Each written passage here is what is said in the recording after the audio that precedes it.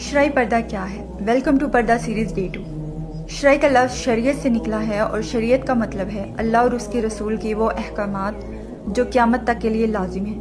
جیسے ہم قرآن پاک میں اللہ تعالیٰ کے باقی احکامات کو پڑھتے ہیں اور ڈیلی لائف میں فالو کرتے ہیں، اسی طرح اللہ تعالیٰ نے پردے کا حکم بھی مومن عورتوں کو دیا ہے، جو کہ ہر مومن عورت پر فرض ہے۔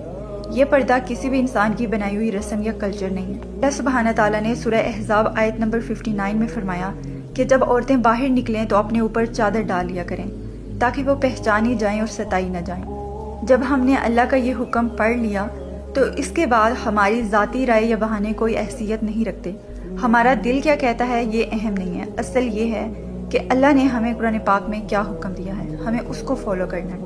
ایک حدیث میں آتا ہے کہ عورت سراپا پردہ ہے، جب وہ باہر نکلتی ہے تو شیطان اسے لوگوں کے سامنے خوبصورت کر کے پیش کرتا ہے۔ یعنی جب ایک عورت بغیر پردے کے باہر نکلتی ہے تو وہ پورے معاشرے کے لیے اور نان محرم کے لیے فساد اور فتنے کا سبب بنتی ہے۔